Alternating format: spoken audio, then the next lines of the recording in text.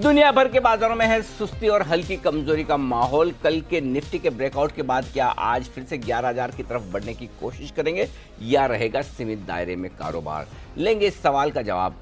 Share बाजार live में आप सबका स्वागत है। नमस्कार, मैं हूं अनिल सिंघवी और मैं हूं डिम्पी कालरा। तो ट्रिगर के साथ शुरुआत करते हैं। आज के हम ट्रिगर क्या रहने वाले हैं? जब हम 11,000 की बेहद करीब हो, फ्यूचर्स में हमने 11,000 एक बार लगा दिया हो, उस बीच आज के कौन से अहम ट्रिगर होंगे? पहले तो ग्लोबल मार्केट के अंदर सुस्ती देखने को मिल रही है।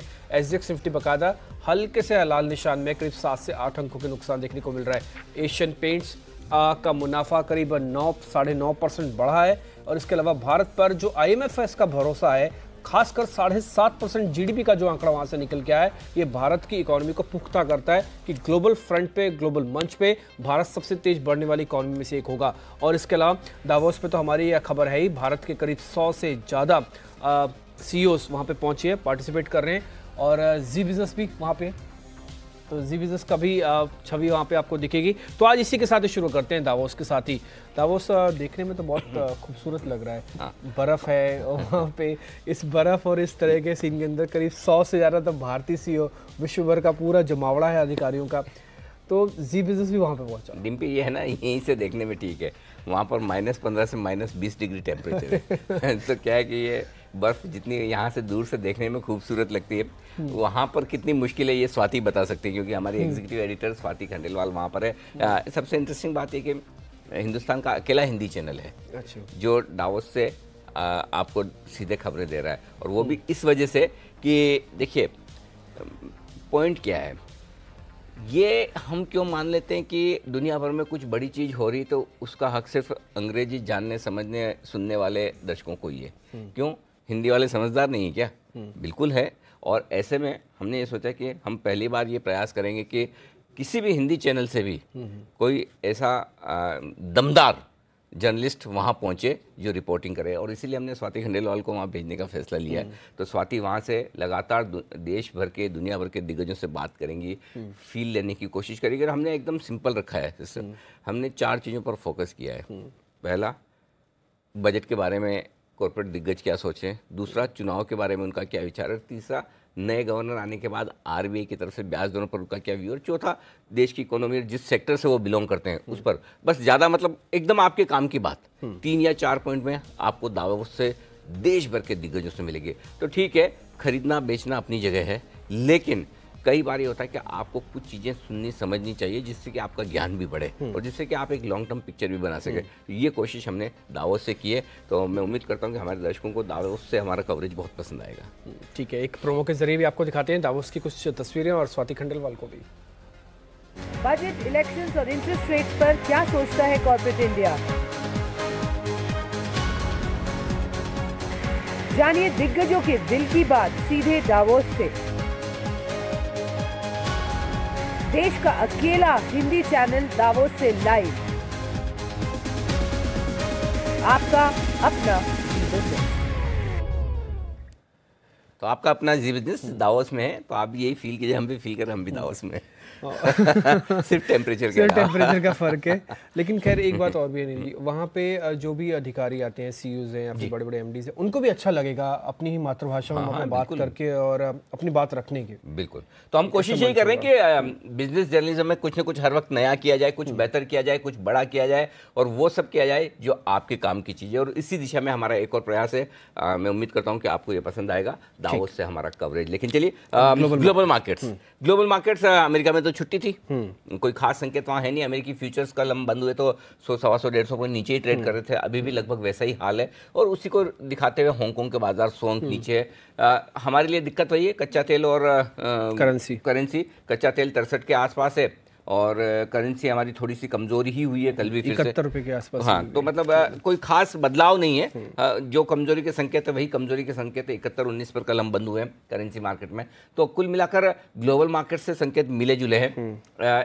अच्छी बात यह कि IMF ने हमारा GDP ग्रोथ का अनुमान 0.1%, 10 बेसिस पॉइंट से बढ़ा है, लेकिन सामने ग्लोबल ग्रोथ का अनुमान थोड़ा सा कम भी किया है। तो न्यूट्रल सा मामला है। लेकिन एक अच्छी बात जो मुझे दिख रही है वो हमें गर्व करने की, कम से कम IMF ये मानता है दुनिया भर में सबसे तेज गति से बढ़ने वाली अर्थव्यवस्था हिंदुस्तान की है। तो ये एक अच्छी बात है। लेकिन ओवरऑल संकेतों को आप देखें तो ग्लोबल मार्केट से आज न्यूट्रल साइड पर है। ठीक है, FIs और DS के आंकड़े क्या कहते हैं? FIs के आंकड़े न्यूट्रल साइड पर है। घरेलू फंड के पॉजिटिव हैं।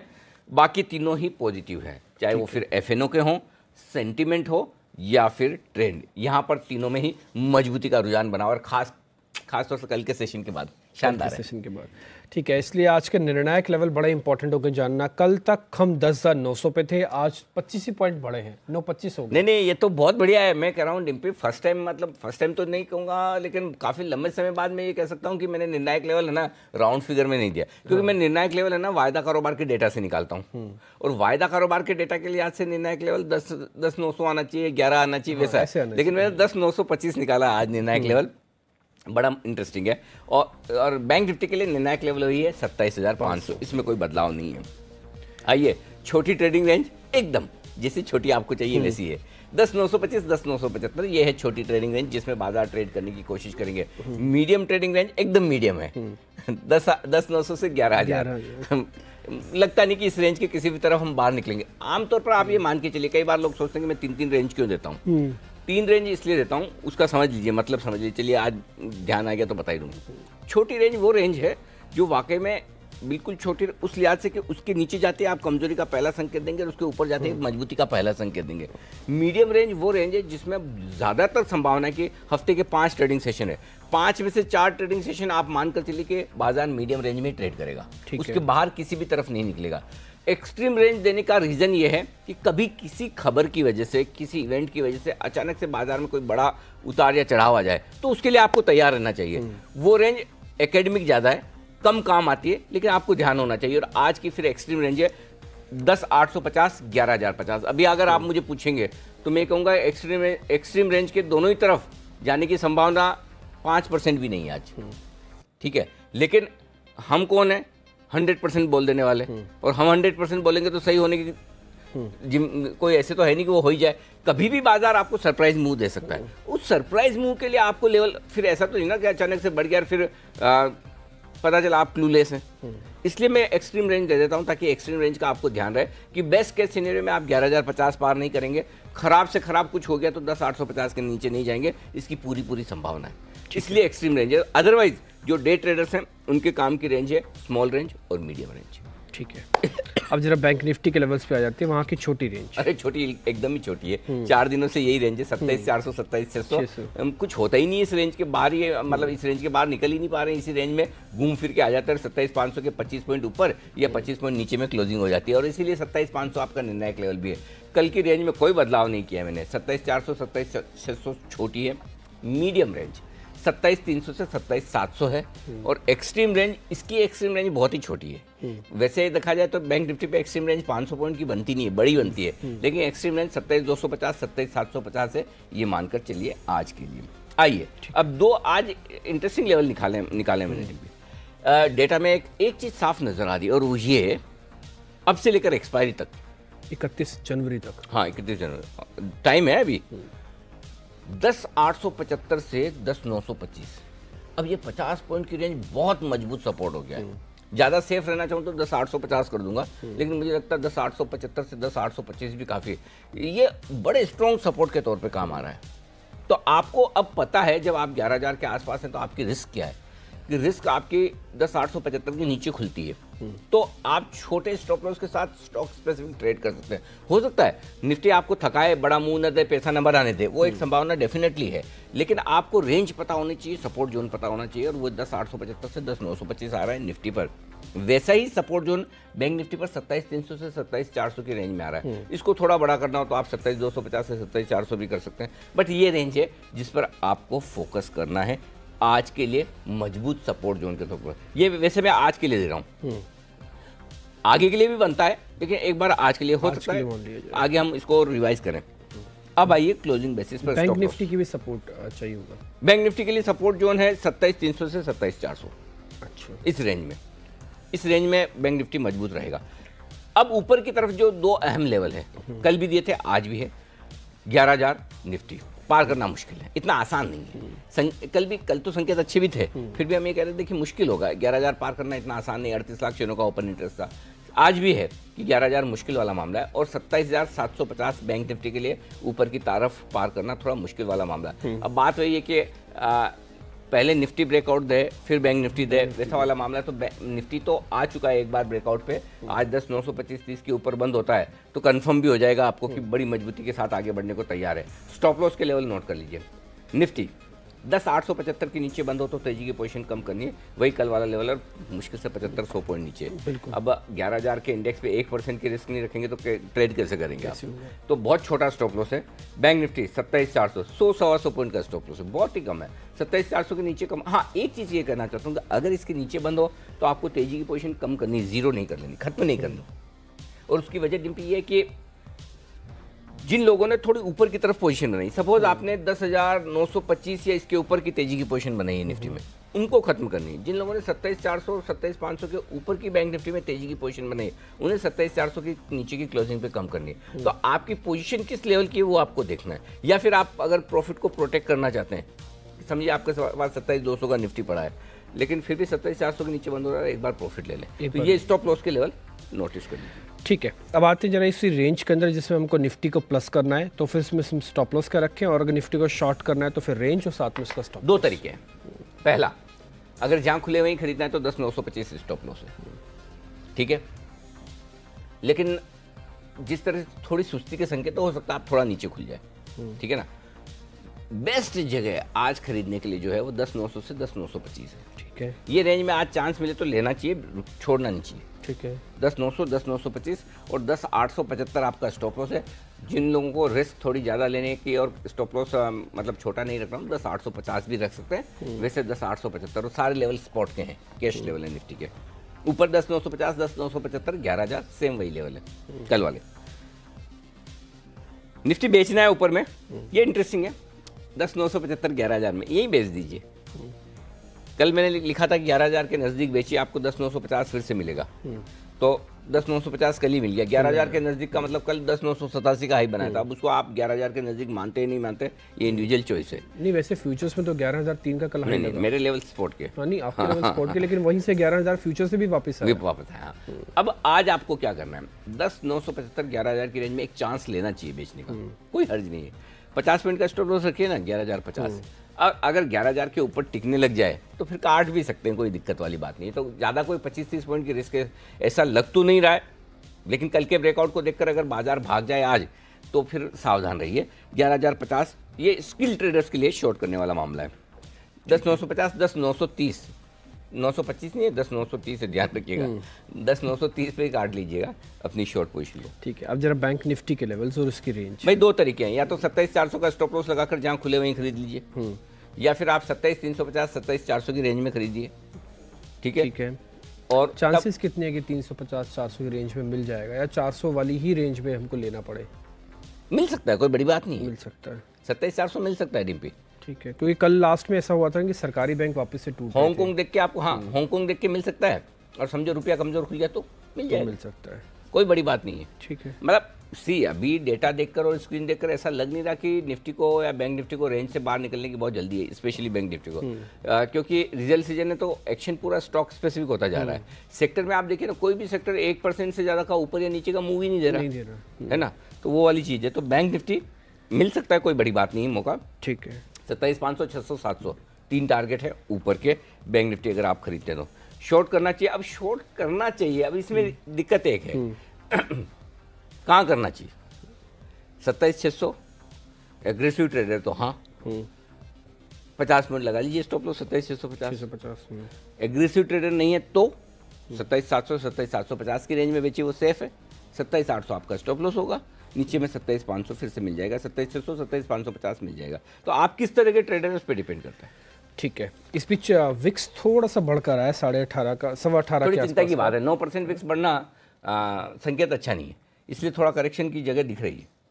ठीक है, एफ एंड बैन के अंदर वही दो शेयर हैं जो पुराने हैं, जेट एयरवेज है और अदानी पावर है। जेट एयरवेज को लेकर वैसे आज फिर से खबरें हैं, शायद उनके जो प्रमोटर है, को फाउंडर मेंबर नरेश गोयल, वो बोर्ड से एग्जिट भी कर सकते हैं, ऐसी खबरें बाजार के अंदर हैं। लेकिन अब हम सीधा रिजल्ट्स पे एक बार आते हैं, क्योंकि रिजल्ट्स का सीजन चल रहा है। तो रिजल्ट एनालिसिस पे आज कौन सा शेयर चुना है, पहले उसको डिस्कस करें या फिर एफआईज? ठीक है, पहले एफआईज पे आ जाती है। चलो पहले एफआईज के आंकड़े, एक बार मार्केट का काम हो जाए फिर स्टॉक्स। हाँ ठीक है, ये बात भी ठीक है। तो न्यूट्रल रखा है, डीएस को फिर से पॉजिटिव रखा है 2 दिन से। देखिए एफआई न्यूट्रल रखने के पीछे कारण ये है कि 300 करोड़ की उन्होंने कैश में की है बिकवाली, तो 300 करोड़ की बिकवाली, लेकिन सामने सामने स्टॉक फ्यूचर्स 390 करोड़ के खरीदे, तो एक तरह से आप ये कह सकते हैं स्टॉक स्पेसिफिक जीरो है। ठीक है, अब आइए आप इंडेक्स के 485 करोड़ के इंडेक्स फ्यूचर खरीदे हैं एफआई ने, है ना, इसका मतलब थोड़ी बहुत उन्होंने शॉर्ट कवरिंग की है, तो इसलिए आंकड़े न्यूट्रल है। नहीं तो कैश की बिकवाली की वजह से नेगेटिव भी हो सकता था, लेकिन नेगेटिव इसलिए नहीं है कि उन्होंने स्टॉक्स में खरीद लिया फ्यूचर्स में, पॉजिटिव इसलिए नहीं कि इंडेक्स ही खरीदा है, स्टॉक्स नहीं खरीदा है। अब आइए घरेलू फंड 521 करोड़ की खरीदारी कैश में की है, जो कि अच्छी कही जा सकती है। परसों का आंकड़ा जो कल देखा हमने वो 1 करोड़ की बिकवाली का था, उसके सामने फिर से 500 करोड़ की खरीदारी आई, तो घरेलू फंड के आंकड़े बेहतर हैं। ठीक है, अब आता है जरा F&O के कामकाज पे। मैं कल भी आपसे ये समझ रहा था कि 11,000 में आखिरकार पूरा एक्शन क्या हो रहा है, और आज भी यही जानना चाहता हूँ कि 11,000 की कॉल और पुट में क्या हो रहा है, और 10,925 जो हमारा निर्णायक लेवल है, ये 25 पॉइंट के हमको बनाने पड़े ऊपर। हाँ, 25 पॉइंट इसलिए बनाने पड़ेंगे, 5 बार आप नोक करके आए हैं 10,925। आगे निकलूं या रुकूं, निकलूं या रुकूं, रोक के रखा था पिछले हफ्ते पूरा 10,925 10,930 पार नहीं करने दिया। अब जब कल उसके पार निकले तो मेरे लिए पहला कमजोरी का संकेत दिन के लिए तब आएगा जब मैं 10,925 के नीचे ट्रेड करना शुरू करूं। मैं निर्णायक लेवल कैसे निकालता हूं? मैं निर्णायक लेवल इसलिए इस तरह से निकालता हूं कि किस लेवल के नीचे जाने के बाद मुझे सोचना है कि मार्केट कमजोर हो रहा है क्या, और किस लेवल के ऊपर हूं तब तक मुझे सोचना है कि मैं मजबूत हूं। तो भले ही आप 10,960 पे बंद हुए, 35 पॉइंट गिर जाएं, कोई दिक्कत नहीं है, तब भी आप मजबूत है। अगर निफ्टी आज 35 पॉइंट नीचे भी ट्रेड करता है 10,925 के ऊपर है तो मैं खराब नहीं हूँ, मैं ये मान के चलो, क्योंकि 10,925 के ऊपर की क्लोजिंग मिली है, और वो क्लोजिंग अगर आज फिर से मिल जाती है तो क्या कहने, 11,000 आपको पार करना ही है फिर एक्सपायरी के पहले। इसलिए मेरे लिए 10,925 निर्णायक लेवल है। वैसे वायदा कारोबार के लिहाज से 10,900 होता है, क्योंकि 32 लाख शेयरों का ओपन इंटरेस्ट है पुट में, और 25 लाख शेयरों का ओपन इंटरेस्ट है कॉल्स में। एक कल पहली बार लंबे समय बाद, हफ्ते 10 दिन बाद पुट कॉल में बढ़िया एक्शन हुआ है, और वो ये कि नहीं तो 1-2 लाख शेयरों से कम ज़्यादा ऐड ही नहीं होते थे। कल 10,900 के पुट में 6 लाख शेयर ऐड हुए हैं, और 11,000 के पुट में 11,000 अभी हम पहुंचे नहीं है, 5 लाख शेयर वहां भी बढ़ गए। इसका मतलब ये कि तेजी करने वाले ट्रेडर्स का कॉन्फिडेंस बढ़ रहा है, पुट राइटिंग हो रही है, मान रहे हैं कि 11,000 पार करेंगे। और कॉल्स में हर जगह थोड़ा थोड़ा ही सही 3-4 लाख शेयरों का ओपन इंटरेस्ट घटा है, तो कल पहली बार तेजी करने वालों ने दम दिखाया है, हम आगे कूच करने के लिए तैयार है, ये दिख रहा है डेटा में। तो ये तो हुआ निफ्टी की बात। प्रीमियम घट के रहेगी 8 पॉइंट। ठीक है, अब आइए बैंक निफ्टी। बैंक निफ्टी की प्रीमियम बड़ी तेजी से घटी, 90 पॉइंट की प्रीमियम 40 पॉइंट पर आ गई है। ठीक है, 27,500 इसलिए निर्णायक लेवल है कि 27,500 के पुट पे 5 लाख शेयर हैं और कॉल्स में 4 लाख शेयर। बैंक निफ्टी में भी कल का डेटा थोड़ा सा पॉजिटिव साइड पर बनता हुआ दिखा है, पुट ज़्यादा ऐड हुए हैं, यानी कि पुट राइटिंग हुई है तो तेजी की पोजीशन बनी है थोड़ा सा। मैं बहुत ज़्यादा ओवर कॉन्फिडेंट तो नहीं हूँ, हल्की सी पोजीशन तेजी की तरफ बनी है, इसलिए रेंज वही है, नीचे की तरफ 27,300 27,400 की रेंज में सपोर्ट आ जाएगा, ऊपरी स्तर पर 27,700 27,800 की रेंज में बिकवाली आ जाएगी। तो बैंक निफ्टी के डेटा सिंपल वैसे ही। पुट कॉल रेशियो थोड़ा सा बढ़कर आया 1.59, कोई दिक्कत की बात नहीं। ठीक है, 1.59 का पीसीआर है, और इस बीच कल का ट्रेड देखते ही लग रहा था, क्योंकि 7-8-10 पॉइंट जब नीचे खुले और उसके बाद वापस से बाजार ने तेज़ी दिखाई, जब मिस्टर सुब्रमण्यम हमारे साथ थे तब उससे लग ही रहा था कि हाँ कहीं ना कहीं ऑप्शन ट्रेड के अंदर कुछ एक्टिवनेस देखने को मिल सकती है। आज वही आप डाटा भी कहते हुए, लेकिन इस बीच ये पूरा पूरा एनालिसिस हमने निफ्टी बैंक निफ्टी का आपके सामने रखा, इसमें इंस्टीट्यूशनल्स के आंकड़े भी शामिल थे। अब सीधा रिजल्ट्स पर आते हैं कि रिजल्ट्स के एंगल के हिसाब से ऐसा कौन सा शेयर इस पर आज ज़्यादा नोटिस किया जा सकता है, तो रिजल्ट वाला शेयर, रिजल्ट्स का एनालिसिस। बिल्कुल, रिजल्ट के लिहाज से डिम्पी देखिए, L&T फाइनेंस होल्डिंग, इसके रिजल्ट्स हम विश्लेषण करेंगे। रिजल्ट्स पहली चीज़ तो ये कि रिजल्ट्स उम्मीद से बेहतर, इसमें कोई डाउट नहीं, ये हर पैरामीटर पर रिजल्ट्स अच्छे हैं, लेकिन इसमें एक कैच है, और वो ये कि IL&FS पे जो इनका एक्सपोजर है 1,800 करोड़ रुपए का, इस पे कंपनी ने कुछ कहा नहीं है, कुछ किया नहीं है। अंदाजा ये था कि अगर वो प्रोविजनिंग करेंगे तो मुनाफा वैसा नहीं आएगा, अभी तक उन्होंने किया नहीं। आज भी एक खबर है कि IL&FS ने NCD के इंटरेस्ट पेमेंट पे आज डिफॉल्ट किया, तो IL&FS डिफॉल्ट हो चुका है, ये तो सबको पता है, लेकिन अभी तक क्यों उन्होंने नहीं किया ये देखने वाली बात है। तो ये आगे पीछे प्रोविजन होगा, या हो सकता है वो मानकर चल रहे हो कि हमारी एसेट सिक्योर्ड है, ये है, तो लेकिन वो एक क्वेश्चन मार्क है। मेरा ये समझना है स्टॉक रेंज में है, न तो ये 135 नीचे तोड़ेगा, न 145-47 के ऊपर जाएगा, तो उसी रेंज में ट्रेड करता रहेगा। तो सिंपल चीज़ है, अगर कमज़ोर खुले तो आप अपनी शॉर्ट पोजीशन काट लीजिए, मजबूत खुले तो ऊपर आने दीजिए, फिर से शॉर्ट कीजिए। स्टॉक में कोई बड़ी तेजी, बड़ा एक्शन तब तक नहीं होगा जब तक ये IL&FS वाला मामला क्लियर ना हो जाए कि कंपनी उसका क्या स्टैंड ले रही है, कब कैसे उनको राइट ऑफ करेगी नहीं करेगी। ये सिंपल चीज़ है। तो बाकी रिजल्ट ऐसे कहेंगे तो रिजल्ट अच्छे माने जाएंगे, ख़राब नहीं है। ठीक है, वैसे रिजल्ट ठीक है, लेकिन इस बीच हमने L&T फाइनेंस की होल्डिंग में नितिन के PCR में आपको एक ऑप्शन का ट्रेड भी बताया था, जिसमें इन्होंने पुट प्लस करने के लिए राय दी थी। पुट ऑप्शन 135 का पुट ऑप्शन खरीदने के लिए कहा 135 का था। ₹1 का स्टॉप लॉस था और ₹6 का टारगेट, 6 रुपये तक का टारगेट था। हाँ वो है। तो ये भी एक ऑप्शन आपके पास पड़ा ही होगा। वैसे नंबर्स में जो 1800 करोड़ रुपए की प्रोविजनिंग है, ये बड़ा इंपॉर्टेंट है। IL&FS की जो क्लैरिफिकेशन नहीं आई है। ठीक है, अब हम आते हैं स्टॉक ऑफ द डे की तरफ।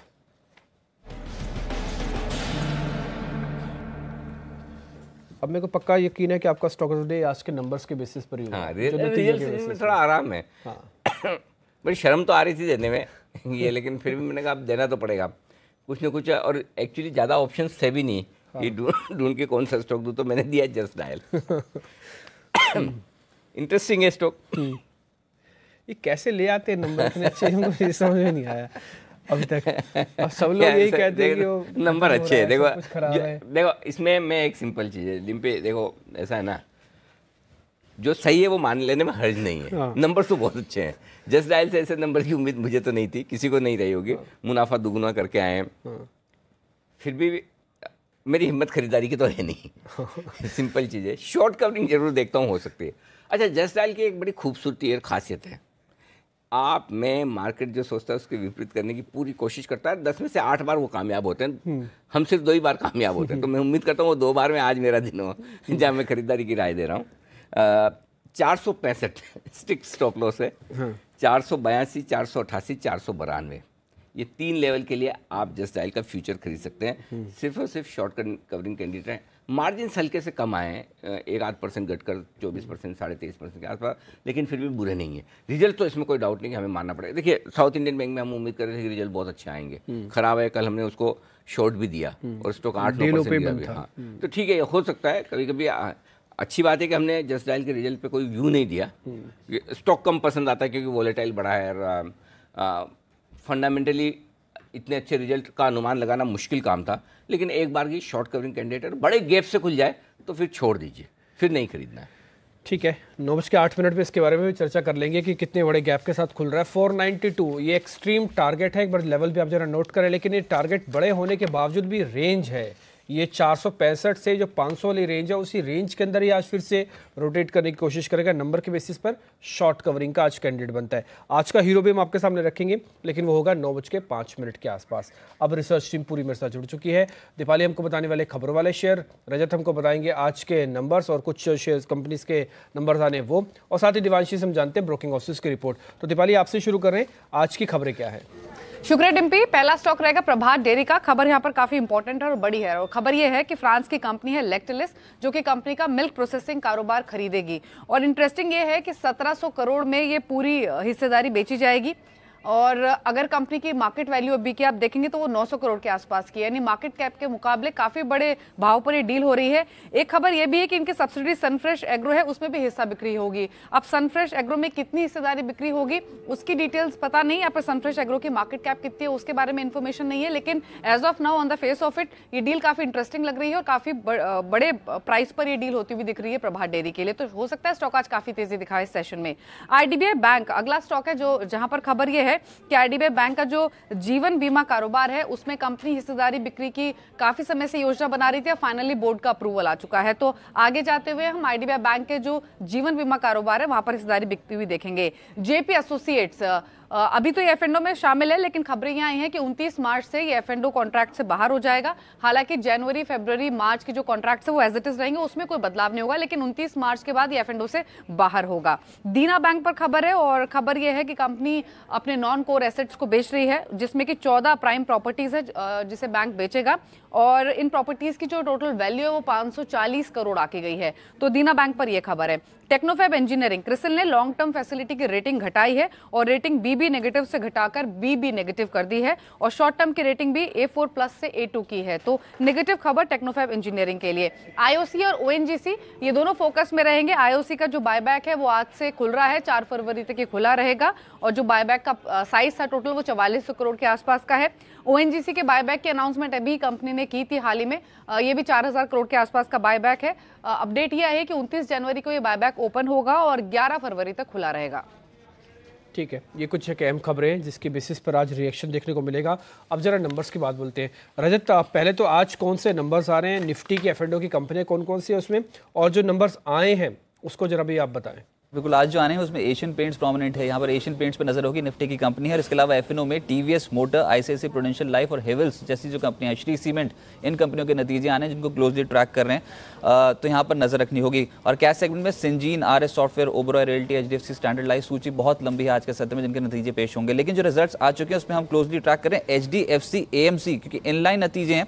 मुनाफे की फिगर 195 करोड़ से बढ़कर 243 करोड़ पहुंचती हुई नजर आई और आय भी 2% बढ़ती हुई नजर आई है। 477 करोड़ की आय इस कंपनी ने पोस्ट की है। इनके मार्जिन जो है, बेट मार्जिन, उसमें 21% का इजाफा देखने को मिला है और मार्जिन परसेंटेज के लिहाज से देखें तो 55% से बढ़कर 65.5% होते हुए नजर आए। इसके अलावा सैस्केन, यहाँ पर Q3 के नंबर्स, यहाँ पर मुनाफे की फिगर जो है वो 17 करोड़ से बढ़कर 18 करोड़ रही है, 7% का इजाफा है और आय भी लगभग 7% बढ़ती हुई नजर आई। लेकिन ऑपरेटिंग लिहाज से देखें तो नतीजे कमजोर हैं, क्योंकि इनका जो EBIT है उसमें 6% की गिरावट देखने को मिली है। 11 करोड़ का आंकड़ा कंपनी ने पेश किया है और मार्जिन भी 10.3% से घटकर 9% पे पहुंचते हुए नजर आए हैं। जेंसा टेक, यहाँ पर इनलाइन कहूंगा कि जो एस्टिमेट था उसके मुताबिक यहाँ पर नतीजे आते हुए नजर आए। मुनाफे की फिगर 55 करोड़ रही है, 41% की गिरावट देखने को मिली है, ये कमजोर है। EBIT के लिहाज से भी यहाँ पर 17% का गिरावट यहाँ पर इनके ऑपरेटिंग इनकम में देखने को मिली और जो परसेंटेज के लिहाज से अगर मार्जिन पिक्चर देखें तो 9.4% से घटकर 7.3% रहा है मार्जिन। इसके अलावा कोरोमंडल इंटरनेशनल के भी नतीजे वीक हैं। मुनाफे की फिगर 14.5% घटी है, 154 करोड़ रही है ये फिगर। इसके अलावा आय जो है उसमें 11% का इजाफा देखने को मिला है, 3050 करोड़ की आय इस कंपनी ने पेश किया। लेकिन EBITDA देखें तो वहां पर 7% की गिरावट और मार्जिन 10% रहे हैं जो पिछले साल 12% थे। कोपरान मिले जुले नतीजे हैं। मुनाफा जो है वो 10.8 करोड़ रहा है वर्सेस 9.8 करोड़ और रेवेन्यू में भी इजाफा देखने को मिला है, 94 करोड़ से बढ़कर 105 करोड़। इसके अलावा सुप्रीम पेट्रो, यहाँ पर नतीजे बहुत वीक हैं। लॉस इन्होंने पोस्ट किया है, 28 करोड़ का मुनाफा था जो अब तब्दील हो चुका है घाटे में। 17.5 करोड़ का घाटा बीती तिमाही में इस कंपनी ने पोस्ट किया है और साथ साथ रेवेन्यू जो है उसमें 772 करोड़ की फिगर है जो 725 करोड़ से बढ़ी है। लेकिन घाटा पोस्ट करना इस कंपनी के लिए नेगेटिव। और एक कंपनी है भगेरिया इंडस्ट्रीज, कमोडिटी केमिकल से जुड़ी कंपनी है ये। इसमें मुनाफे की फिगर 15 करोड़ जरूर आई है, लेकिन इसको तिमाही दर तिमाही आधार पर अगर आप देखोगे तो 28 करोड़ से घटकर 15 करोड़ की फिगर है। सालाना आधार पर ठीक है, तिमाही दर तिमाही पर नतीजे जो इतने एनकरेजिंग नहीं लग रहे हैं और मार्जिन जो है इनके 22.9% आए हैं वर्सेस 28.7%। तो नतीजे इतने अच्छे नहीं हैं। ठीक है, ये नंबर्स का कुछ एक एक्शन भी है जो आज नंबर्स आने वाले हैं। उसमें निफ्टी की एक बड़ी कंपनी है एशियन पेंट, जिसके नतीजे आ जाएंगे, इस पर हमारी नजर रहेगी। कल भी ज़्यादातर एक्सपर्ट्स इस पर बाय की ही कॉल दे रहे थे। अब दिवांशी से जानते हैं ब्रोकिंग हाउसेस की रिपोर्ट। दिवांशी बताएं, पहले तो कोटक पे ही रिपोर्ट आई होगी पक्का, क्योंकि कल नंबर्स के बाद न केवल नितिन के जो PCR में हमने कोटक पे रणनीति दी थी वो हिट हुई है, टारगेट हिट हो चुका, टारगेट हिट हुआ बिल्कुल, और अच्छा खासा प्रॉफिट भी बना कोटक के अंदर। तो अब रिपोर्ट क्या कह रही है? बिल्कुल, रिपोर्ट्स भी यही कह रही हैं कि जो नंबर्स थे वो अनुमान के मुताबिक ही आते हुए दिखे हैं, लेकिन जो सब्सिडरी कारोबार है वहाँ पे जो अनुमान था उससे कम यहाँ पे जो ग्रोथ है वो यहाँ पे दर्ज की गई है। लेकिन लोन ग्रोथ जो है वो काफ़ी स्ट्रॉन्ग थी, स्टैंड लोन नंबर्स बहुत ज़्यादा मजबूत रहे हैं और CLSA की सबसे ज़्यादा जो टारगेट से ऊँची की तरफ है 1500 के लक्ष्य वो सुझा रहे हैं। और इसके अलावा मैक्वारी, सिटी, मॉर्गन स्टैनली, इन्होंने अपने जो रेटिंग है वो बरकरार रखी है, लेकिन 1450, 1340 ये सारे लक्ष्य वो यहाँ पे दे रहे हैं। लेकिन सबसे ज्यादा लक्ष्य दे रहे हैं CLSA। और ये HSBC जो 900 का दे रहा है जी, ये रिड्यूस की रेटिंग है और 900 की रेटिंग वो सुझा रहे हैं। HSBC 200, surprising. चलिए इसके अलावा आज यूनियन बैंक पर CLSA की रिपोर्ट आई है और 105 तक के लक्ष्य वो बता रहे हैं। वो ये कह रहे हैं कि यहाँ पे जो स्लिपेजेस हैं अभी भी ऊंचाई पर रह सकते हैं, क्योंकि जो SME और साथ ही कॉर्पोरेट पोर्टफोलियो है यहाँ पे जो दिक्कतें अभी भी जारी रहेंगी, तो इसकी वजह से जो स्लिपेजेस हैं अभी भी बरकरार रहेगी। लेकिन इंटरेस्टिंग पॉइंट ये कह रहे हैं कि जो धीमी ग्रोथ है वो कहीं ना कहीं बैंक के लिए इसलिए भी पॉजिटिव है क्योंकि पूंजी वो बचा सकते हैं करंट सिचुएशन में। साथ ही अशोक लेन पर CLSA ने अपने जो लक्ष्य वो घटा दिए हैं 10 रुपये से उनके जो पहले के टारगेट्स थे वो 85 थे, अब घटाकर 75 कर दिया। और इनका मानना है कि ओवरऑल जो ट्रक सेगमेंट है यहाँ पे जो अप साइकिल है वो खत्म हो चुकी है, अब यहाँ पे जो मंदी है वो यहाँ पे शुरुआत हो चुकी है। और जो न्यू एक्सेल नॉर्म्स हैं इससे भी इंडस्ट्री को काफ़ी दिक्कतें हो सकती है। स्क्रैपेज पॉलिसी पर अभी भी अनिश्चितता बनी हुई है, तो अशोक लेलैंड के टारगेट उन्होंने घटा दिया है। और बिंदु फार्मा यहाँ पे उन्होंने जो रेटिंग है वो बरकरार रखी है और 820 तक के लक्ष्य वो दे रहे हैं। मान रहे हैं कि हाल ही में जो अधिग्रहण किए हैं उससे EPS उन्होंने लगभग 14% तक बढ़ा दिए हैं और बिंदु फार्मा पे। इसके अलावा नेस्ले इंटरेस्टिंग है क्योंकि मैक्वारी ने आज कवरेज इनिशिएट किया है, 16% अपसाइड के लक्ष्य दे रहे हैं, 3000 के टारगेट्स और 13,000 के टारगेट्स। और ये कह रहे हैं कि पैकेज फूड इंडस्ट्री में ये प्ले आउट करने के लिए सबसे अच्छा स्टॉक यहाँ पे माना जा रहा है। तो इंटरेस्टिंग रिपोर्ट्स है ढेर सारी और यहाँ पर एक्शन भी भरपूर रहने वाला है। CLSA ने बड़ा काम किया है इस रिपोर्ट से, औरोबिंदो फार्मा पे टारगेट 800 का किया है। इंटरेस्टिंग है। चलिए इन पर लेंगे राय। हमारे इस साथ एक्सपर्ट्स का पूरा पैनल जुड़ रहा है। हमारे साथ स्टूडियो में इस वक्त अविनाश गोरक्षकर साहब और दिल्ली से हमारे साथ राकेश बंसल साहब जुड़ चुके हैं और थोड़ी देर में कुणाल सरावगी जी भी जुड़ेंगे। किरण जाधव साहब पुणे से हमारे साथ तैयार हैं। अविनाश जी, आज शुरुआत आप कीजिए, बताइए सर क्या क्या खरीदना है। आपका तो रिजल्ट पे जबरदस्त नजर रहती है, बताइए। नहीं, बिल्कुल। इनफैक्ट दो कंपनी जो अभी रिजल्ट दिखाएंगी, पहला स्टॉक स्टरलाइट टेक्नोलॉजीज रहेगा। हमको लग रहा है कि कंपनी के जो नतीजे होंगे अनिल जी काफ़ी स्ट्रांग रहेंगे। ऑर्डर बुक तो ऑलरेडी इनकी काफ़ी स्ट्रांग है, तो एक अच्छा खरीदने का मौका बनता है। यहाँ पे करीबन 350-360 का टारगेट लेके यहाँ पे भी खरीदे तो बहुत short term as well as long term में अच्छा पैसा बन सकता है। और दूसरा स्टॉक HDFC लाइफ है। ऊपरी लेवल से स्टॉक काफ़ी गिर चुका है। इंश्योरेंस स्पेस में हमको लग रहा है कि इस कंपनी का जो बिजनेस मॉडल है प्लस जो मैनेजमेंट पेडिग्री है ये बहुत ही शानदार है। इन्वेस्टर्स को काफ़ी अच्छी तरह से ये ग्रुप ने रिवॉर्ड किया है। यहाँ पे हमको लग रहा है नॉट ओनली नतीजे बट FY 19 और 20 का आउटलुक काफ़ी अच्छा है। तो यहाँ पे करीबन 450 का टारगेट प्राइस लेके एक खरीदने की राय। ये HDFC लाइफ आज अभी पहले रिजल्ट के पहले खरीदना है कि बाद में खरीदना? आज रिजल्ट है इसके? मैं रिजल्ट के पहले कहूँगा। पहले ही? ये है ना कॉन्फिडेंस लेवल इसको बोलते हैं। जब आदमी कॉन्फिडेंट होता है ना तो एग्जाम में जाने के पहले तो रिजल्ट फिर अच्छा ही आता है। तो अविनाश जी का कॉन्फिडेंस पहले से ही है। तो ये दोनों स्टॉक है आपकी लिस्ट में। बिल्कुल। राकेश जी, आप क्या क्या खरीदेंगे बताइए। कुछ बेचने वाला भी है क्या? Good morning Anil ji. Anil ji, auto stocks week लगते हैं और बिकवाली के लिए बजाज ऑटो को चूज करा हुआ है। एकमात्र बिकवाली की राय है बजाज ऑटो पर 2740 का स्टॉप लॉस है, 2601 का टारगेट है। दूसरा अनिल जी बाय कॉल है टाइटन पर। इंडेक्स का काउंटर है, बुलिश पैटर्न है, नीचे में 950 के अराउंड एक अच्छा बेस बना हुआ है। 950 के स्टॉप लॉस के साथ खरीदारी की राय है 987 के टारगेट के लिए।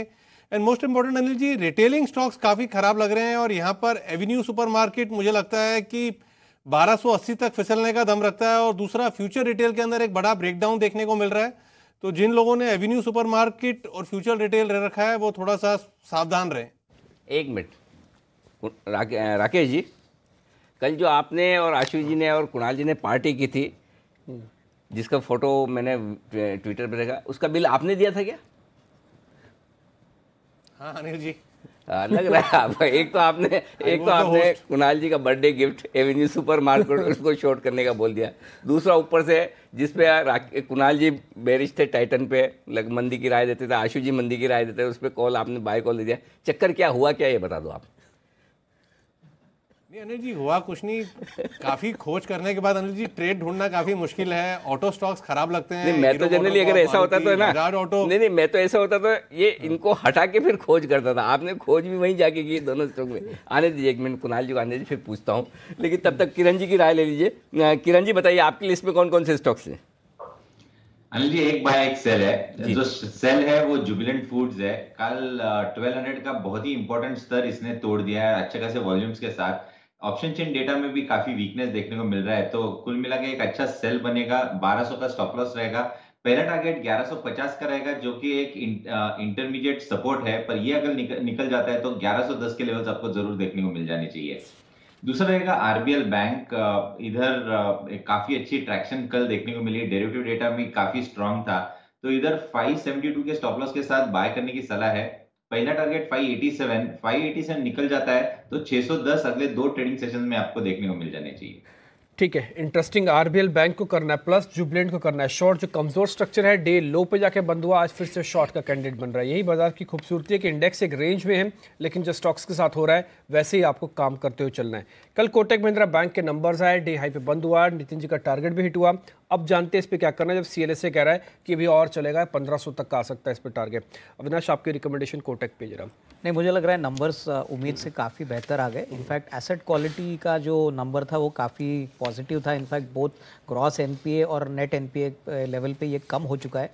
ओवरऑल हमको लग रहा है कि लोन बुक ग्रोथ भी काफ़ी स्ट्रांग है, और जिस प्रकार का अभी जो बड़ा मुद्दा डिले हो चुका है मैनेजमेंट डाइल्यूशन स्टेक के लिए, तो मैं समझता हूँ कि अभी मार्केट्स फोकस करेगी कि आने वाले क्वार्टर में अर्निंग्स ग्रोथ कैसी रहेगी। ओवरऑल हमको लग रहा है कि टिपिकली अगर थोड़ा सा गिरता भी है और अगर समझो करेक्ट भी होता है, तो मेरे ख्याल से इसमें खरीदने का मौका समझना चाहिए। एक पोर्टफोलियो स्टॉक है, लेकिन ओवरऑल प्राइवेट बैंक में एक अच्छा कैंडिडेट है। ओके, ठीक है, प्राइवेट बैंक्स में ये आपकी बात बिल्कुल ठीक है। पता नहीं एचएसपीसी वाले क्या सोचते होंगे, उन्होंने ऐसा क्या देखा कि उन्होंने 900 कर दिया। सीएलएसए ने पता नहीं ऐसा क्या देखा, उन्होंने 1500 कर दिया। नहीं, सीएलएसए का तो ठीक है, 1500 बनता है, हो जाएगा कोटक बैंक। मतलब ये वो कहते हैं कि स्टॉक मार्केट की परफॉर्मेंस, कैपिटल मार्केट की, स्टॉक मार्केट नहीं, स्टॉक मार्केट गलत शब्द है, कैपिटल मार्केट की परफॉर्मेंस के साथ अगर किसी को एक स्टॉक को लिंक करना है तो वो कोटक बैंक है हिंदुस्तान में। जितना आपको कैपिटल मार्केट और इकोनॉमी की परफॉर्मेंस बढ़िया दिखेगी, कोटक बैंक उतना ज़्यादा तेजी से भागेगा, आउट परफॉर्म करेगा। इसका डायरेक्ट कोरिलेशन है। इसलिए सीएलएसए का 1500 का टारगेट ज़्यादा ठीक लगता है, बजाय कि 900 का टारगेट एचएसबीसी का आ जाए। वैसे भी एचएसबीसी की रिपोर्ट पे फॉलो कौन करता है।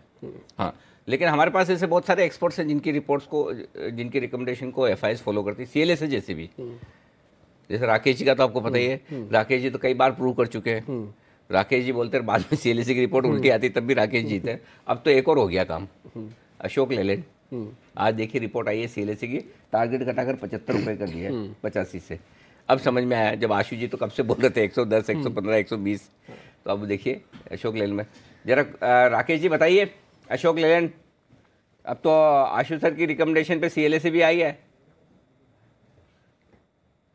देखिए अनिल जी, काफ़ी खराब टेक्निकल रुझान है, बट मेरा ये मानना है जो सीएलएसए के टारगेट्स हैं, अगर बाई चांस वो टारगेट्स अचीव होते हैं और स्टॉक 75 रुपीज़ के अराउंड मिलता है, तो 74 रुपये 75 रुपये के अराउंड तो अनिल जी मुझे लगता है अशोक लेलैंड को आंखें बंद करके डिलीवरी के लिए उठाना चाहिए। और मुझे लगता नहीं है 74 75 से कोई फर्दर डाउन साइड यहाँ पे देखने को मिलेगी। 74 75 एक रॉक बॉटम है और यहाँ तक स्टॉक गिरने का पोटेंशियल रखता है। और ये टारगेट्स अगर आते हैं 74 75 के भाव आते हैं, इनफैक्ट अगर 80 रुपीज़ के नीचे के भाव आते हैं, तो 1 से 1.5 साल का नजरिया बना के अशोक लेलैंड में बॉटम फिशिंग करनी चाहिए। नहीं, ऐसा क्या दिख रहा है आपको अभी जो 75 में लेने के चक्कर में लगे हो आप? बताओ जरा। फिर आशु सर आएंगे, अभी देख रहे हैं वो शो एक्चुअली, फिर आके आपको फिर वो एकदम ग्रिल करेंगे, तो फिर मुझे जवाब देना पड़ेगा। देखिए अनिल जी, ऐसा है कि अशोक लेलैंड पे 74 रुपये 75 रुपये एक रॉक बॉटम है, मल्टी ईयर सपोर्ट्स हैं, और वो सपोर्ट जो हैं वो ऐसा नहीं है कि वो एकदम से टूट जाएंगे।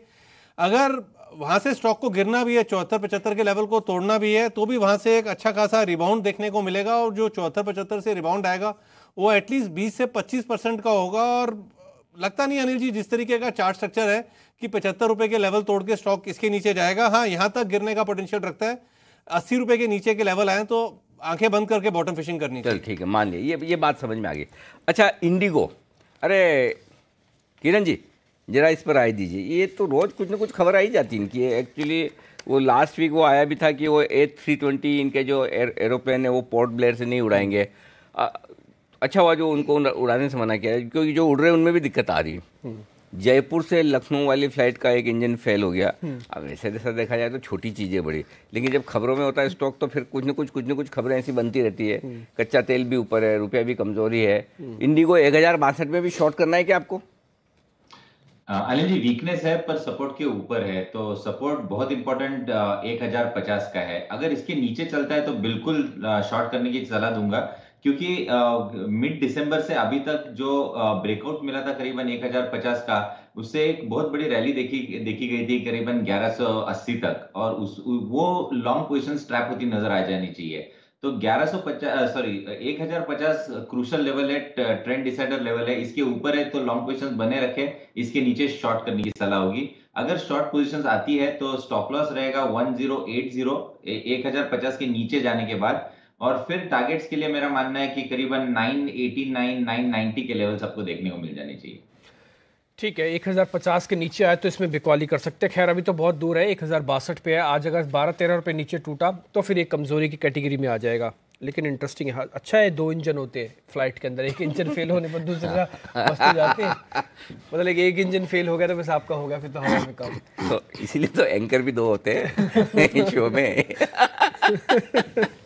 तो हर जगह सब्स्टिट्यूट रहे तो बेहतर ही है। चलिए इंडिगो पे जरा है, लेकिन एक और फेवरेट स्टॉक है बंसल जी का, उस पर राय लेनी जरूरी। बंसल जी अब आप क्या करेंगे लाइफ में आगे, जब जेपी एसोसिएट मार्च के बाद एफएनओ से बाहर हो जाएगा? फिर तो हम आपसे सवाल भी नहीं पूछेंगे इस पे। देखिए अनिल जी, ये तो काफ़ी अच्छी न्यूज़ है। पहले तो स्टॉक के लिए काफ़ी अच्छी न्यूज़ है कि शॉर्टिंग खत्म हो जाएगी। अनिल जी, किसी जमाने में फेवरेट स्टॉक था और जब से मैं आपके साथ बैठना शुरू करा, मैंने अप्रैल मई 2018 से, तब से समझ में आया कि कचरे को तो ना हाथ लगाना चाहिए ना रिकमेंड करना चाहिए। वो एक अनिल जी पास्ट की एक भारी मिस्टेक थी जिसको मैंने रियलाइज़ करा। अब तो मैं एकदम क्वालिटी स्टॉक्स को टच करता हूं और उन्हीं को रिकमेंड करता हूं। इसमें आपका भी काफ़ी बड़ा योगदान है और कुणाल जी का भी काफ़ी बड़ा योगदान है, जो काफ़ी क्वालिटी स्टॉक्स देखते हैं। ये तो सिर्फ एमएनसी स्टॉक्स को देखते हैं। तो अनिल जी, वो तो एक मिस्टेक था, बट ओवरऑल मुझे लगता है कि ये एक शायद पॉजिटिव न्यूज़ बनेगा। जिस तरीके से हिंदुस्तान कंस्ट्रक्शन जब एफएनओ से बाहर निकला तो उसके अंदर भी जो है डाउन साइड कैप्ड हो गई, स्टॉक में एक रिबाउंड देखने को मिला। बट अगर जेपी में भी सिमिलर रिबाउंड आता है तो उसको यूज़ करना चाहिए यहाँ से निकलने के लिए। ओके, तो बस जेपी निकल रहा है वायदा कारोबार से बाहर और आप भी निकल जाइए। हाँ, एक चीज़ जरूर है, इसमें एक चीज़ अच्छी है, किसी का भी 7 रुपये से ज़्यादा नुकसान नहीं हो सकता है।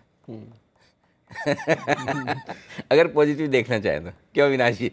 बिल्कुल, लेकिन ऐसे 7 stocks मतलब में- 100% भी तो है। ऐसे स्टॉक्स में ऐसे अनिल जी ये क्राइटेरिया नहीं होगा। आई नो, सही बात है, क्योंकि 7 रुपये मतलब भी तो 100% हो गया। 100% हो गया। ठीक है, इस बीच कुणाल जी भी हमारे साथ जुड़ चुके हैं। कुणाल जी गुड मॉर्निंग, आपके शेयर्स आज के? कुणाल जी एक मिनट शेयर बाद में बता। कुणाल जी, एक तो है ना, आप टाइम से आया करो थोड़ा। मतलब आप आए हो अभी देखो 8:42 पे, और आपके पीछे क्या क्या हुआ आपको पता है क्या? आपके पीछे टाइटन में तेजी की राय दे दी मुझे गई है। सिर्फ ये पता है कि दिल्ली में बारिश बहुत हो रही है। हाँ? और उस वजह से सारी और सब जगह पानी भरा हुआ है जी। बारिश हो रही दिल्ली है? में बारिश हुई अच्छा, है, कल से ही हल्की पहले बूंदाबांदी थी, लेकिन रात को ज्यादा बारिश हुई है। अच्छा, तो बाय द वे अभी आप आज मौसम तो खराब है ही है, तो ये खराब मौसम के साथ आपको थोड़ा आसपास का हाल बता दूं। आपके टाइटन में लॉन्ग कॉल दे दिया गया है शॉर्ट की जगह, जहाँ पर आपकी राय बिकवाली की है। आपका एवेन्यू सुपर मार्ट, जिसे कुछ हमारे ऐसे लोग हैं जो प्यार से सुपर मार्केट कहते हैं, वो है सुपर मार्ट है, लेकिन हमारे बंसल जी सुपर मार्केट कहते हैं उसे, उस पर बिकवाली की राय दे दी गई, जो आपका बर्थडे गिफ्ट है। अब आप देख लीजिए, संभाल लीजिए। मतलब मैं यही पूछ रहा था, कल का बिल आपने इनसे दिलवाया ना पार्टी का, ये आपके भारी पड़ रहा है, आप देखिए।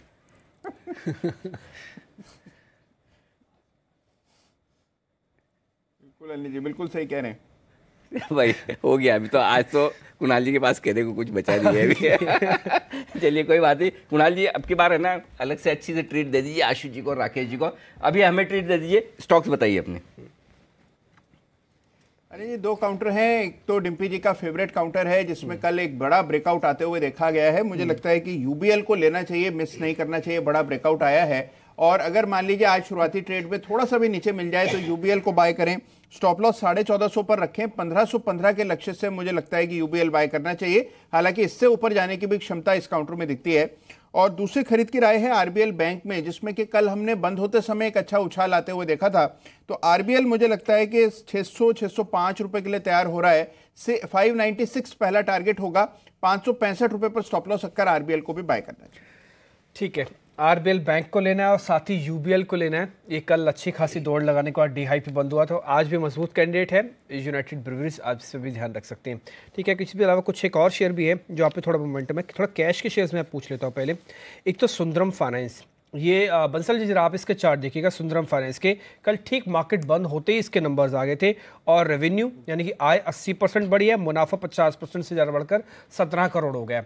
कल ठीक ठाक क्लोजिंग भी मिली है। आज चलेगा क्या? अगर गैप के साथ खुला तो फिर क्या करना है? देखिए डिम्पी जी, स्टॉक एक बेस बिल्डिंग कर रहा है। नीचे में 1450 के अराउंड स्टॉक ने एक अच्छा बेस बनाया है। 1470 के अराउंड की डिम्पी क्लोजिंग है। अगर गैप के साथ खुलता है तो डिम्पी जी ऊपर जा सकता है, बट असली तेजी यहाँ पे शुरू होगी जब ये स्टॉक 1510 के ऊपर निकल के वहाँ की क्लोजिंग देता है। किसी ने लंबी अवधि के नजरिए के लिए लिया है तो होल्ड करना चाहिए, एल्स ऊपर में अगर 1510 के लेवल्स नहीं टूटते हैं और शॉर्ट टर्म नजरिया है तो गैप अप ओपनिंग पे निकलने की कोशिश करनी चाहिए। ठीक है, इस बीच कच्चे तेल के अंदर थोड़ा बहुत मोमेंटम है, लेकिन आज उसी से जुड़ा हुआ एक शेयर भी है एशियन पेंट, जिसकी कॉस्टिंग बहुत हद तक डिसाइड होती है इसी क्रूड से। आज एशियन पेंट के नंबर आने हैं अविनाश, कल इसकी क्लोजिंग बड़ी शानदार थी। इसका पीयर बर्जर पेंट कल वो डे लो पे था। दोनों शेयर्स का परफॉर्मेंस अलग अलग है। एशियन पेंट से नंबर बता रहे हैं कि अच्छे आएंगे इस बार। हाँ। आपका व्यू क्या है? नहीं, मुझे लग रहा है कि नंबर डेफिनेटली अच्छे आने की उम्मीद है, क्योंकि थोड़ा बहुत बेनिफिट इनको लोअर क्रूड प्राइस से मिलेगा। मोस्ट इंपॉर्टेंटली वॉल्यूम ग्रोथ काफ़ी इंपॉर्टेंट होगा। अगर 8 से 9% का वॉल्यूम ग्रोथ आता है तो हमको लग रहा है कि जो भी मार्जिन का एक्सपेंशन है उसमें कंपनी को काफ़ी मदद मिलेगी। और मुझे लग रहा है कि स्टॉक में भले ही थोड़ा बहुत रेंज बाउंड मूवमेंट है, लेकिन नतीजे के बाद होपफुली अगर नतीजे मार्केट्स के उम्मीद से थोड़े बेहतर आते हैं, क्लियरली वॉल्यूम ग्रोथ और मार्जिन एक्सपेंशन से, तो यहाँ पे एक अच्छा शॉर्ट टर्म में as well as medium term में अपसाइड दिख सकता है। एशियन पेंट्स के अंदर आप जरूर ध्यान रखें, अच्छा खासा मोमेंटम इसके अंदर बनता हुआ दिख रहा है। एक और भी है, एफ&ओ का ही शेयर है, वो है हेवल्स। कुणाल जी, जरा इस पे आपका व्यू चाहिए। इसकी भी आज ही नतीजे हैं हेवल्स के। कल का बेस देखने के बाद क्या लग रहा है, शेयर चलेगा या फिर थोड़ा कमजोर होगा? देखिए, स्ट्रक्चर कोई बहुत ज़्यादा मजबूत नहीं है डिम्पी। मुझे लगता है कि एक रेजिस्टेंस है 715 रुपए के आसपास, और हमने देखा है कि ये दूसरा अटेम्प्ट है जब 715 को इसने पार करने की कोशिश की। इस बार भी 715 को पार नहीं कर पाया और वापस से नीचे फिसल रहा है। सपोर्ट 660 पे नजर आता है, 660 के नीचे खासा कमजोर हो जाएगा और फिर मुझे लगता है कि एक बार 625 के लेवल्स भी आएंगे, 715 के ऊपर मजबूती आएगी। तो इन स्तरों पर एक बार के लिए वेट एंड वॉच करें, रिजल्ट्स आ जाने दें, उसके बाद मुझे लगता है कॉल लेंगे। सबके नजर ने इस बार फर्टिलाइजर स्टॉक्स पे थी, क्योंकि सरकार किसानों के लिए बहुत कुछ कर रही है। कोरोमंडल इंटरनेशनल के जो नंबर्स आए उसका धारणा थोड़ी सी कम हो रही है कि ये फर्टिलाइजर कंपनीज की अभी भी बैलेंस शीट उतनी स्ट्रांग है, क्योंकि इसका मुनाफा कम हुआ है करीब 14%, अबीटा यानी कि कामकाजी मुनाफा 7% कम हुआ है। किरण जी, जरा आपकी रिकमेंडेशन, कई दिनों से कंसोलिडेट कर रहा था लेकिन नंबर्स हैं खराब, आज कितनी वीकनेस आएगी? डिम्पी जी, स्टॉक का नाम सुना नहीं दिया। कोरोमंडल इंटरनेशनल।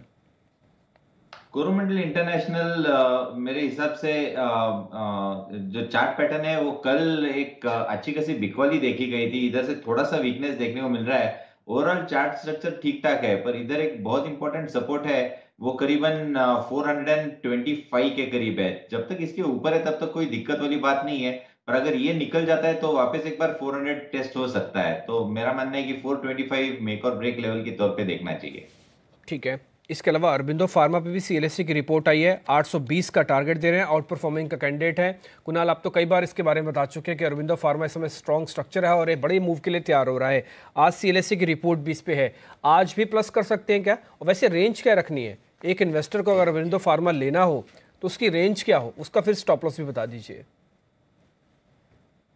देखिए डिम्पी, इस पर हमने खरीदारी की राय दी थी जब ये 725-730 के आसपास ट्रेड करता था। फिर हमने इसमें एक रैली भी देखी, 780 रुपए का भाव हो गया और मुझे लगता है कि अब इन स्तरों पर एक रेजिस्टेंस साफ नजर आती है। 800 से 815 के रीजन में मुझे वो रेजिस्टेंस नजर आती है, तो इन स्तरों पर मेरी खरीदारी की राय नहीं है। 815 पार होगा और फार्मा में, तब इस पर बाय की राय देंगे और फिर मुझे लगता है कि 860 रुपए के लेवल्स आएंगे। तो स्ट्रक्चर जरूर मजबूत है, लेकिन क्योंकि ओवरहेड रेजिस्टेंस साफ नजर आ रही है, इन स्तरों पर खरीदारी की राय नहीं। ठीक है, इस बीच सन फार्मा को लेकर कुछ खबरें आ रही हैं, नीचे आप ब्रेकिंग न्यूज़ पे भी देख पा रहे हैं कि अपनी कुछ सब्सिडरी को मर्ज भी कर रहे हैं और FY19 के अंत तक ये एटलस ग्लोबल ट्रेडिंग सेटलमेंट को भी पूरा कर लेंगे। कुछ नए ऑडिटर्स को भी नियुक्त कर रहे हैं ये, जिसके बारे में अब इन्होंने कहा कि अपना डिस्ट्रीब्यूशन कारोबार को थोड़ा और बढ़ाना चाहेंगे, यानी कि कंपनीज के अंदर रीस्ट्रक्चरिंग का प्रोसेस अब शुरू हो गया। इस तरह की नेगेटिविटी के साथ जब विसल ब्लोअर की तरफ से कई आरोप लगे, उसका अब कंपनी के अंदर रीस्ट्रक्चरिंग के प्रोसेस शुरू हुई है। ये कुछ पॉजिटिव खबरें कवर टेकिंग वाली एक्टिविटी। बिल्कुल, तो साफ तौर पर जो कुछ भी सवाल उठाए गए तो उसके जवाब देने की कोशिश सन फार्मा की तरफ से हो रही है कि सुरक्षा रियल्टी को जो उन्होंने कर्ज दिया था उसको लेकर जो कुछ भी सवाल उठाएंगे उसके लिए वो कह रहे हैं कि किसी तरह का लोन या गारंटी नहीं दी गई और घरेलू डिस्ट्रीब्यूशन कारोबार को मर्ज किया जाएगा, तो थोड़ी सफाई आती हुई दिख रही है। अविनाश, कैसे देख रहे हैं सन फार्मा की तरफ से जो स्टेटमेंट आ रहे हैं उनसे आप? I think definitely news flow तो पॉजिटिव है और मैं समझता हूँ कि पहले ये कंपनीज 100% प्रोमोटर्स ओन करती थी। अभी अगर ये कंपनीज सन फार्मा में मर्ज होती है तो एक तरीके का क्लियरली स्ट्रिक्ट कॉर्पोरेट गवर्नेंस रहेगा और मुझे लग रहा है कि ये प्रोसेस एटलीस्ट एक शुरुआत है। मेरे ख्याल से मार्केट्स आगे भी देखेगी कि ऐसे कोई पॉजिटिव चेंजेस करे ताकि स्टॉक में थोड़ा बहुत कॉन्फिडेंस आए और इन्वेस्टर्स का ध्यान वापस नंबर्स पे आए। अभी तो मेरे ख्याल से फॉर द टाइम बिंग लोगों का ध्यान ज़्यादातर कॉर्पोरेट गवर्नेंस इश्यूज पे ही रहा है। ठीक है, इस बीच कल एक बैंक के नंबर्स आए थे, जब तक नंबर आए थे तब तक तो बात ठीक थी, वो था यूनियन बैंक। लेकिन जैसे स्लिपेजेस के आंकड़े आए या थोड़ी देर के बाद आए थे नंबर्स के बाद, उसका शेयर एकदम से टूटा और वो 6% नीचे आके 6 रुपये की गिरावट के साथ कमजोरी के साथ ही बंद हुआ। पहले तो किरण जी जरा आपकी रिकमेंडेशन। आज CLSA ने फिर से कहा 105, आज हालांकि मैनेजमेंट भी हमारे साथ होगी यूनियन बैंक की, स्लिपेजेस की ही प्रॉब्लम है, हमने नंबर्स चेक किए, स्लिपेजेस इनकी बड़ी है। ये कोई आसपास का बेस है क्या? ये कल का इफेक्ट अगर 6% का माने कल पूरा हो गया क्या? नहीं, अभी तक पूरा नहीं हुआ पर बेस के बहुत नजदीक आ गया डिम्पी जी। 83 लेवल रहेगी, अगर 83 का करीब मिलता है तो मीडियम टर्म आउटलुक से बाय करना चाहिए। जो कल फॉल आया था उधर से वापस एक बार रिकवरी हो सकती है और फिर 91 से 93 के लेवल्स आपको टेस्ट होते नजर आने चाहिए। 83 पे अगर आता है बाय करके करना है, पर 81 का स्ट्रिक्ट या 80 का स्ट्रिक्ट स्टॉप लॉस लगा के बाय करना है 91 93 के लेवल्स के लिए। ठीक है, एक कैश के शेयर जिसके नंबर्स आए उसका रिएक्शन भी आज काफ़ी तेज़ रह सकता है, वो है कोपरान। एक बार इसके तीसरी तिमाही के नंबर्स मैं आपके सामने रखता हूँ। कुणाल जी, बंसल जी जरा आप देखिएगा इसका चार्ट। कोपरान 41 रुपये का शेयर है, इसका मुनाफा 9.5 करोड़ से बढ़कर 10.5 करोड़ हो गया और रेवेन्यू भी करीब 105 करोड़ रुपए का आ चुका है। इस पर क्या करना है कोपरान पे आज? देखिए डिम्पी, टेक्निकल रुझान तो पॉजिटिव नहीं है और ऊपर में 43 एक मेजर रेजिस्टेंस है। इस नतीजों के चलते अगर 43 के अराउंड के भाव मिलते हैं तो निकलने की कोशिश करनी चाहिए, क्योंकि एज ऑफ नाउ डिम्पी लगता नहीं है कि 43 के लेवल्स तोड़ के स्टॉक उसके ऊपर निकलेगा।